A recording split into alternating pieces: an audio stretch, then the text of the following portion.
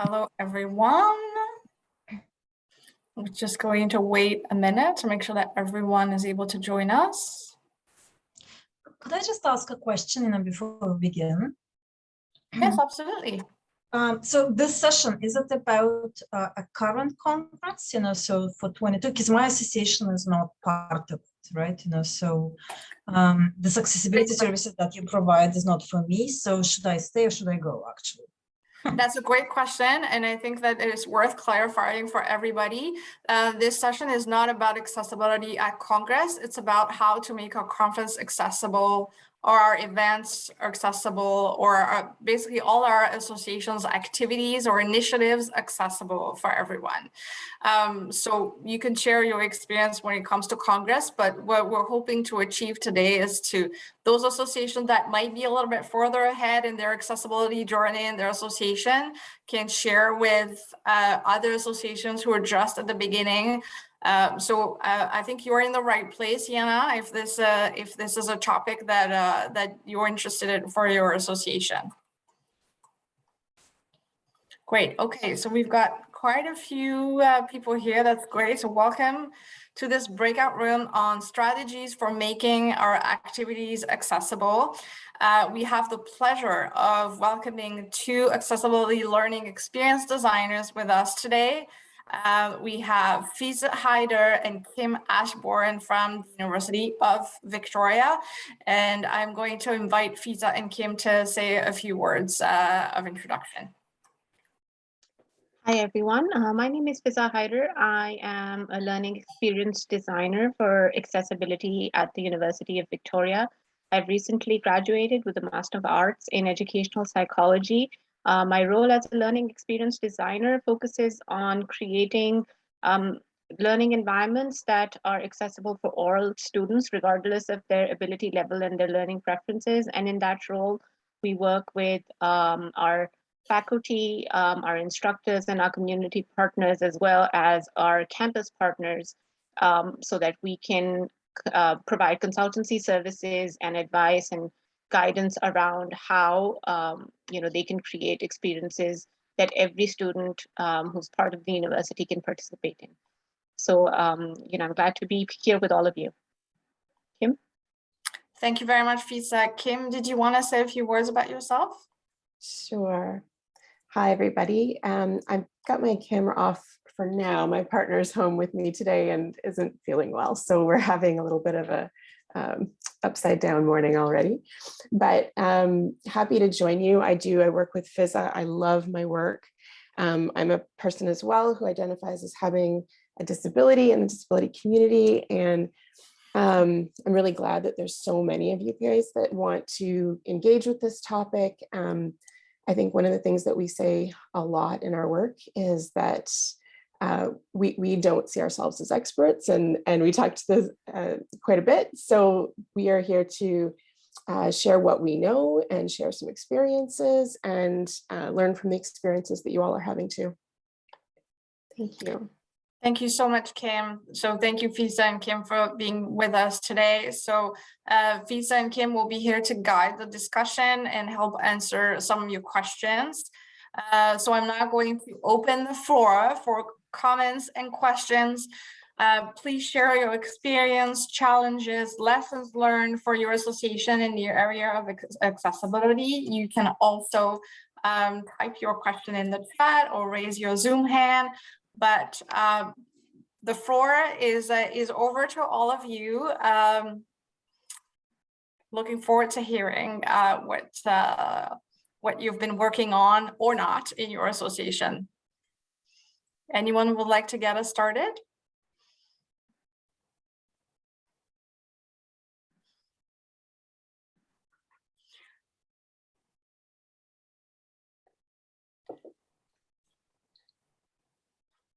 Perhaps we could start. Oh, we've got someone. Laura Ryan, over to you. Hi, thank you so much for having this session. I'm here on behalf of the Association for Canadian and Quebec Literatures. We are not with Congress this year because of our concerns about EDID issues. And so I'm very happy to see accessibility and EDID being a focus of where Congress is going moving forward.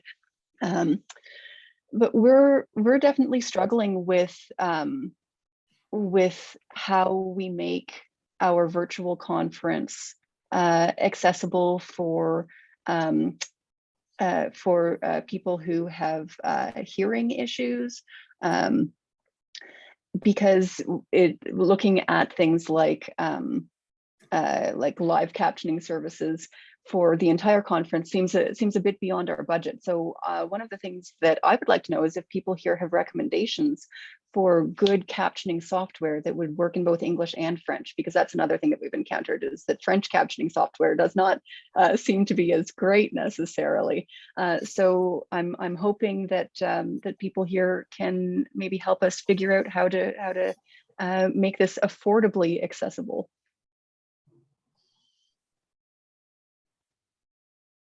Thank you, Laurel, for your question. Fiza, Kim, or anyone here in the room who would like to offer some feedback or advice, please feel free to unmute yourself and share. Can I ask a follow-up question, Laurel? You've got an online forum planned. Do you know what tool you want to be using for video conferencing at this point? So our current plan is to use Zoom. Yeah. Okay. And so you know that Zoom does have built-in auto captioning. And Yes. Yeah. And it's not ideal.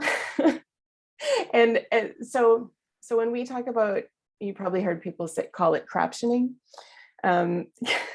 But it is, I will say, it is getting better. Like over the last 2 years, it's had no choice but to learn, right? Like we are using it so much, and it's an AI.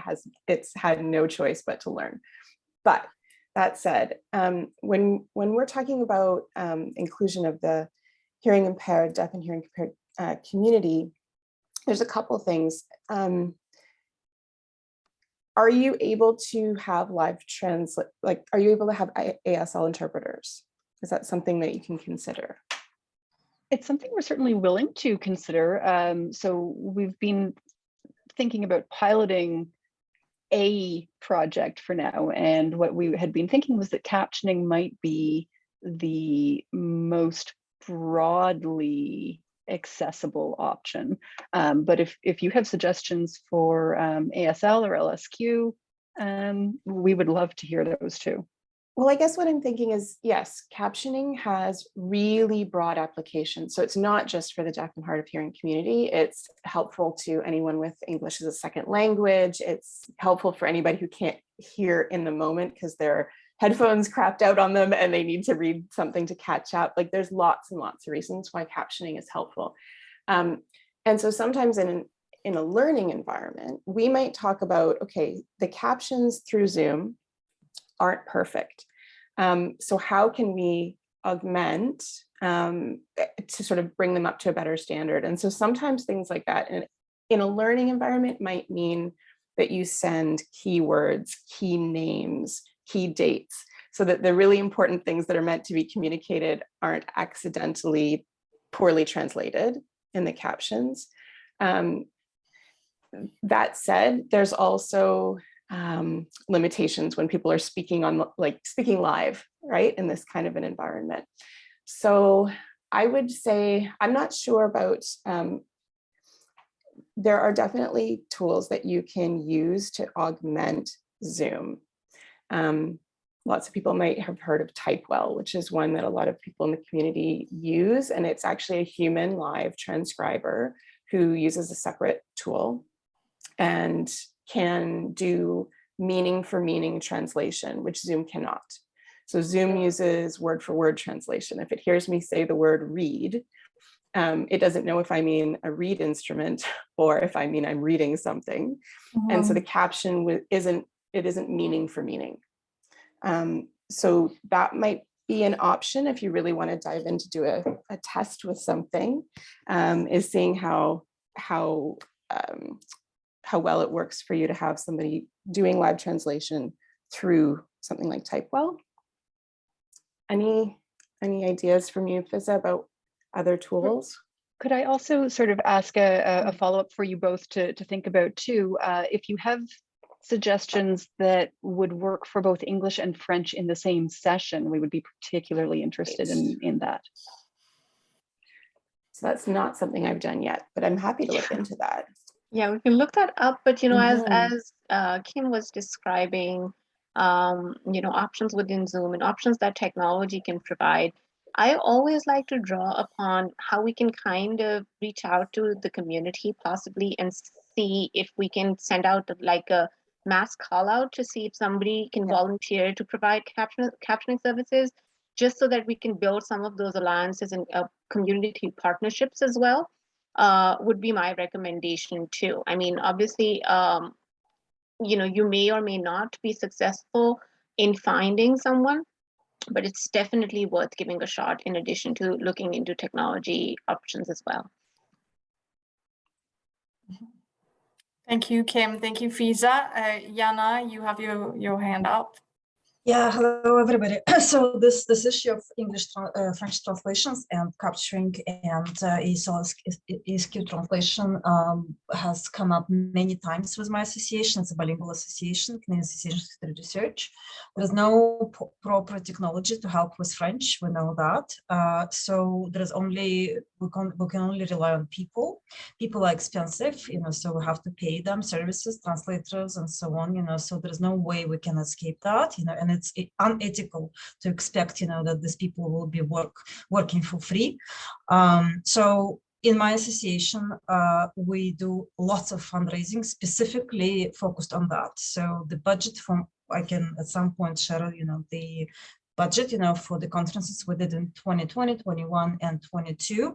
The bulk, about 60% of the budget goes to the translations and accessibility. Unfortunately, there is no other way. In terms of technological issues, you know, for example, we would use transcribers who would use chat and would provide French and English simultaneous transcription immediately, you know, as people speak, you know, so we would use Google Docs, you know, through Zoom and so on, you know, so the association is very active and proactive about that, but it also absolutely clear, you know, so that it is an expensive endeavor, and we hope that if we can return to the Congress in 23 and 24, so those services will be provided by the Congress, because the expenses are absolutely enormous. And as I said, you know, we do lots of fundraising, and we're talking about $20,000, $30,000 for 6 days conference, right? You know, so that's kind of a bulk, just for people to realize how expensive it is. Yeah, thank you. That's it. Thank you very much, Yana. Fiza, you mentioned earlier a tool that could be used to augment Zoom's captioning capability. Would you be able to type it in the chat or spell it out for me? I can type it in the chat. What's the name again? I think Typewell, Kim, is that what you were mentioning? Typewell is the one that we use at UVic a fair bit. So the human transcriber, it can be offsite, and it is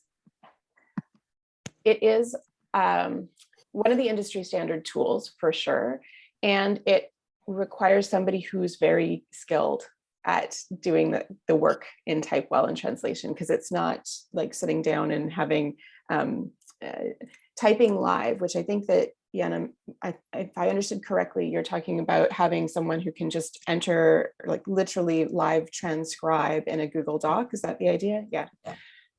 Also totally viable option, right? Like, and that is a very viable option.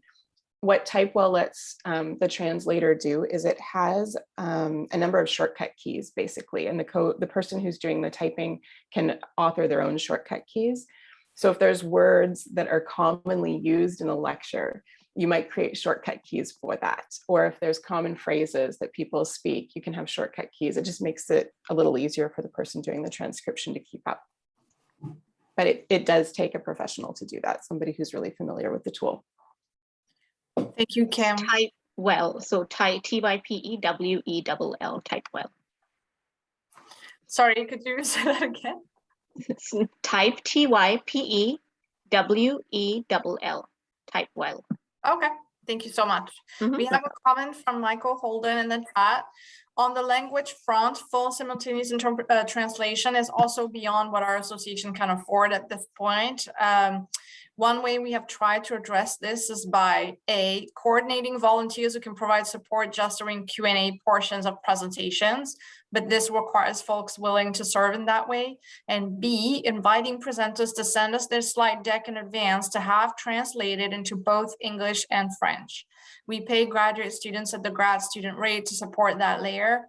Neither fully addresses the translation gap, but our members have found those helpful. Thank you so much, Michael, for that comment.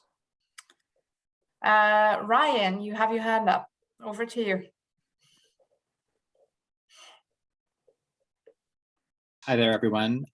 So I often do this where I flip the conversation around from the Congress organizers and Federation asking associations what we're doing individually to asking what Congress can do for us. So most of my comments are actually requests for the Federation to do things differently. And I just want to be full disclosure before I go through my short list. So I am the chair of the Sexuality Studies Association. We're in our 10th year, but we still are primarily an association that is made up of grad students and postdocs. So questions around financial accessibility are front of mind for our association. And I'd really like to see a shift in the registration fees process to be income-based. Why an individual registration for someone like me, who's an adjunct professor who makes under $40,000 a year, is the same as my millionaire colleague who makes $185,000 a year. That shouldn't be the case, and this is a question of financial equity. So I'd really like to see sliding scale registration based on income, as opposed to these arbitrary categories, because we know people who are professors make a vastly different salary, and I don't have access to a research budget, my colleagues do, right? So there's these questions of equity that become accessibility issues. And in addition to that, in terms of what would be helpful for an association in terms of accessibility, is to lower the fee that associations pay for graduate student members to the Federation. So every year we pay our annual fee to the Federation for being an association affiliated with the Federation. The fee amount is determined whether your members are graduate students or full-time faculty. I'm recommending make it more expensive for faculty and less expensive for students, so that associations that have a majority students or have more students would be an association that pays less fees, right? I know it's already different, like full-time faculty are a higher category, but I'm asking for that difference to be bigger, is what I'm saying. So Congress doesn't lose, or Federation doesn't lose money, you make it up with the full-time faculty. So these larger associations that are longer and older, who are made up of primarily faculty who are more disciplinary, are paying more fees than those of us who are interdisciplinary, younger, and skew more towards graduate students. And, again, I'll say that, sexuality studies isn't even considered a discipline by SHRC, right? We don't have our own discipline code. And we fall under either sexology as a subcategory of psychology, or we're women's studies, which we are not, right? So we have a legibility problem, and we're a younger association, we're hip, we're cool, we're young, we're primarily graduate students, and it would be nice to feel more supported by Congress by telling poli-sci or sociology, who are very disciplinary and have lots of money because there's lots of full-time faculty, because there's full-time programs, right? I teach in a program that's only a minor. So I'm giving all these caveats of why this is a good idea, but I'm sure other people can also attest to this. Make it cheaper for associations that are more graduate student heavy to be part of Federation, right? Make that cheaper. In terms of Congress itself, one of the issues that we face as one of the primary places where transgender and queer scholars meet is that we are often at universities that do not have accessible washrooms, both in terms of questions of disability, but also in terms of gender neutral or single occupancy bathrooms. And so every year we have to go around and stake claim to the bathrooms that are nearest to us and make them gender neutral so that our participants can feel comfortable. I'm trying to use an intersectional lens here to say, right, this isn't just a gender or transgender issue, this is also an issue for people with disabilities. I would like to see Congress require, and I know most universities will fail, but to require universities to have a policy in place around making bathrooms accessible to both transgender, gender nonconforming, and disabled people. So that would be a helpful thing. If Congress is like, I know it's hard to find people that want to host Congress. I get that, but I also want to see how Congress can push back on university institutions to like do the change on campus that will actually make life better for queer and trans scholars and scholars that use mobility aids, et cetera. So that's something I also see Congress playing a role in terms of trying to transform Canadian universities to be more hospitable to people like many of the members of the association that I am a chair of. The last request, and I'm sorry I'm going on long, but I made a list and I wanted to make sure I got everything in. The last one is a question around EDID accessibility. I would also really like to see Congress produce a document that guides member institutions, right? So these are the university institutions that are part of the Federation, in terms of how universities can value the service work of people leading associations, right? It's very ad hoc. People have to fight for, course remissions or whatever in exchange for their service work as a president or a vice president of association. I would like to see Congress, or sorry, not Congress, the Federation produce a document that actually provides some guidance. So people who are stepping into leadership roles of associations have a document that they can come back to say, this would be the appropriate way to honor my service work as a member of the Federation, right? Both the association is a member of the Federation and the home university that a scholar is coming from is a member of the Federation. And by valuing that service work in a systematic and standardized way would allow people from diverse backgrounds to step into those leadership roles without having to do extra unrecognized labor and work, right? So it's about trying to figure out how to standardize and value that labor so that we can have more diverse people in positions of leadership within the associations. I've talked a lot. I've had this list for a while. I've communicated this list to the Federation in the form that was sent out before this, but I'd really like to see movement on these things before I was vice chair for 2 years. I'm now the chair. I'm gonna be a chair for 1 more year and nothing has changed. So I'd like in my 4-year tenure as in a leadership position in my association for like, maybe just one little thing to get better. And that's it. Thank you for your time. And thanks everyone for giving me the space to talk a lot. I came prepared. Thank you so much, Ryan. These are great questions and great suggestions. This is exactly the sort of feedback that we need, at the Federation to keep progress and the conversation going. I'm going to answer the question around Federation membership fees, and then I'm going to pass it over to my colleague Laura if she wants to make any comments about Congress fees, as well as any facilities that pertain to universities and in-person Congress. So when it comes to membership fees, Ryan, you mentioned that there should be a way to accommodate for associations that have a large number of students. So currently our membership fees are calculated to take that into account. We have a regular rate and we have a student rate. So if you feel that was not actually reflected in your fees for 2022, please do reach out to us and we can get that corrected, because we're not supposed to charge all your students the full rate. So that's just what I wanted to clarify when it comes to membership fees at the Federation. And Laura, if you have any comments on Ryan's other questions. I think it was about Congress fees that would be income-based, as well as anything that would be required of future partner universities when it comes to implementing accessibility on campus. Thank you. Well, thank you for that, Cami. And Ryan, thank you for bringing forward some of the comments related to the institutions.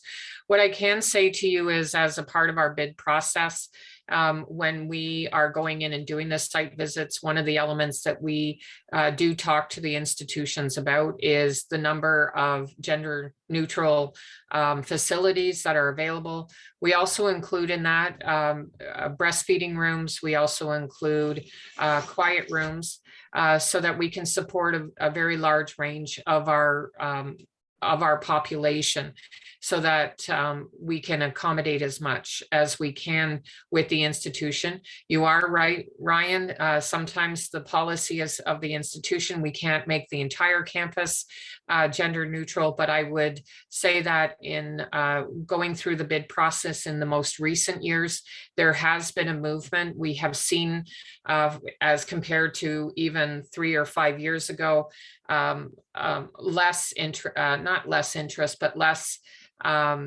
access to those type of services being made available. So I think that we're going to continue to keep that conversation going with the universities. And as we look to York University again, we will be having that discussion. One of the things that I would say for those that are with your different associations, that as you make decisions to come forward with Congress, or that you're doing an event at an institution, that become a part of the conversation to ensure that the institutions continue to hear that they need to be able to accommodate a very diverse attendance at any type of event that's going to take place on institutional venues that's there. When it comes to the Congress registration fees, as everyone's aware, we do have 4 categories, but from a price point, we have greatly discounted the student, unwaged, and retired fee as opposed to the regular fee. But I would pose the question that as we go forward, we do recognize the challenges around the disparity in incomes and how that should be reflected. And I would ask that, and Ryan, you have mentioned it before to us, and we've also had these discussions with other associations, and is going to continue to be a part of an active conversation. So I would also pose to the associations is, how can we take what some of you don't know is 600 different registration fees for conferences, and how can we do a better how can we better apply a conference fee structure that's going to support everyone.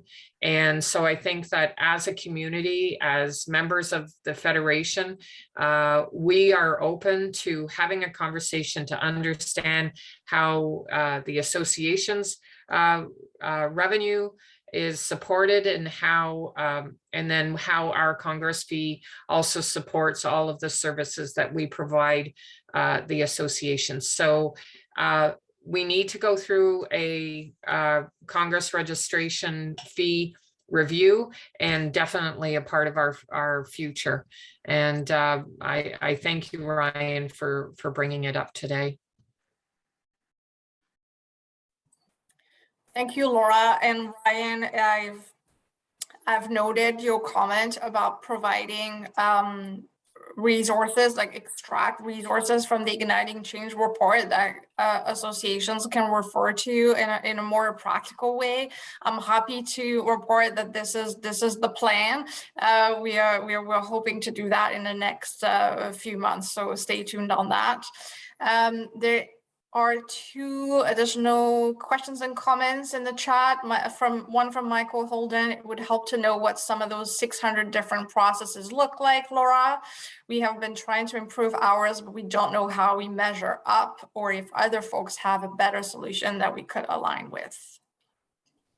Yeah, and thank you for that, Michael. What I was going to do is start off with just pasting the link of the conference fee schedule that we have up on the Congress website. So I'm just looking for that, so you can see all the variety of pricing that we have to present this year.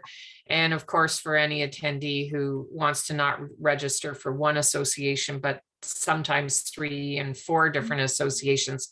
It's an interesting navigation on how those funds add up, but we'd be happy to sit down with a few of the associations to try to gather the challenges that you're having and see how we can put forward to the membership a proposed structure to go forward with. So Mike, I may knock on your door and ask you to join that conversation. Thank you, Laura. Okay, does anyone else, we have 10 minutes before we go back to the main room.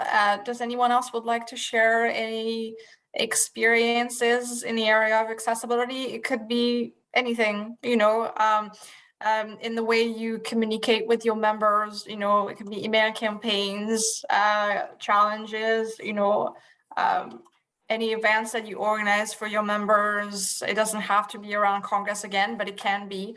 Just opening the floor again to see if anyone would like to share. Christopher Young, over to you. Hi, yeah, so I had a quick look at the resources you shared just before the meeting. I really like the BC Campus Presenter Toolkit book. I haven't come across that, but I've adapted very similar things, I think, for my own presentation slides, and I've shared those with other, you know, presenters in the past for our association if they, you know, had questions. But I guess, is there a way maybe for the Federation to maybe distill some of that down into like a short page? Because there are a couple other short documents that are quite useful, but I think just basic things like size of the font, or typeface, I should say, size of image, label, you know, like very basic things. I think some of us probably already know, but aren't necessarily followed by presenters. And then when it happens, it's too late, I think, to address it. So that's just absolutely, yeah, no, we can absolutely do that. I wrote it down, certainly. Thank you, Christopher. Kim, I think you indicated you would like to add a thought regarding Ryan's question. Over to you. Yeah, thank you. I wanted to just underline something that some folks might not appreciate the importance of, but Ryan did raise gender neutral washrooms, and accessible washrooms are also a very serious part of a conference day. You know, if you are going to be in a building for 8 hours, talking with people and presenting and being comfortable, you need access. And I appreciate, Laura, you requesting a list of, you know, numbers, right, of how many gender neutral washrooms there are and accessibility washrooms. The thing is, the proximity is often the issue. Yeah, I see the big head nod. I appreciate that. Yeah, so it's asking, you know, in relation to the rooms that we're using, is it available? Is it open? You know, I don't know how many times there's a situation where a venue has said that we have accessible washrooms, and they do on the second floor, and you can't get to it in certain circumstances and, you know, all that stuff. So just wanting to underline that. I'm glad you appreciate the importance of it. Thanks. Thank you, Kim. Anyone else?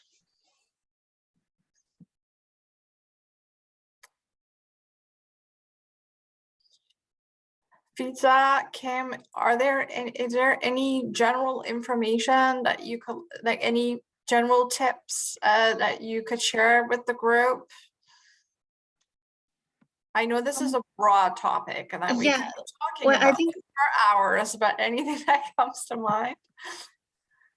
I think the only thing that I would, and that's kind of been captured in the conversation today as well, is that when you're thinking accessibility and you're thinking making events, whether they're virtual or in-person events, accessible, there's now such a diverse range of groups whose needs you now need to address. And we just need to be cognizant of the fact that all those accessibility needs need to be considered, whether that's your equity deserving groups, whether that is your gender non-conforming groups, whether that's individuals with disabilities, whether that's your international audiences, because you're presenting or your event is in a particular language, and they're not fluent in that language. So all those groups need, and then again, there's also socioeconomic status, which was also brought up today. So I'm glad that we touched on some of the, because many a times when you talk accessibility and accessible events, it seems like we're focusing just on individuals with disabilities, and accessibility now has a lot more to it. It always has had, but I think it's now front and center that we're also talking about economics, we're also talking about gender, we're also talking about ability. All of them are groups that need to be considered while designing events. I think that kind of would be my broad takeaway from the discussion today. There is tools available. There's some groups which tend to get more, and I think that's been the case. You'll kind of see waves of what's front and center in terms of accessibility, which groups are advocating more and are being championed for more. We saw a wave for visually impaired students, and then it shifted to the LGBTQ community, and then we shifted to the deaf and hard and hearing groups. And it's and so different times in our recent past, we've kind of seen a wave where one particular group kind of gets more attention. It would be best that all of them kind of get the same amount of attention. And Ryan, again, I would like to appreciate you. I hear you when you say that you'd like to see at least one small change. And it's unfortunate that change is so hard to come, and it sometimes you have to wait years.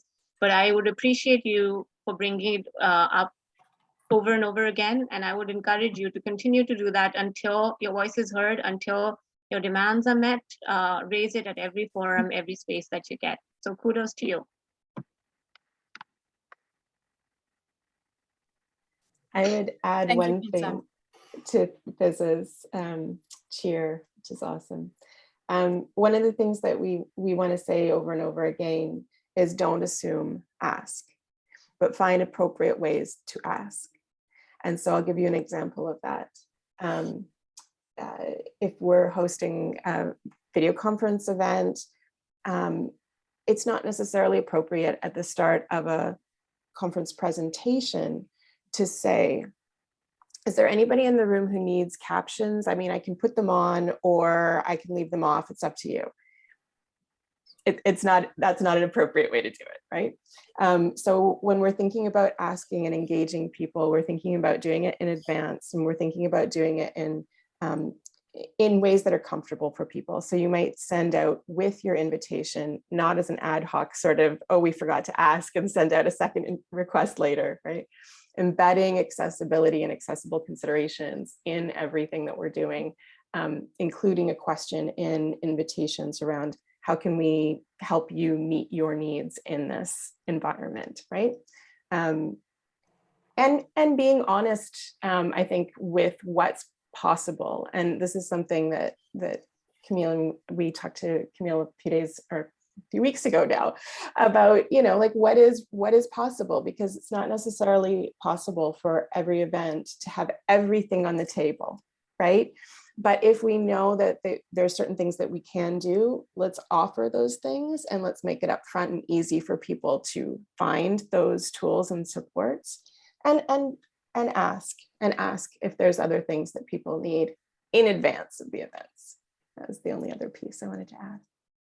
Thank you so much, Kim. These were great final words before we close this breakout session. I want to thank Fitza and Kim again for being with us today, and everyone here for your great questions. We're not going to join the main room again, so you may see in the bottom right corner of your screen there is a blue leave room button. please click it and it should automatically redirect you to the main room. Thank you so much and see you shortly.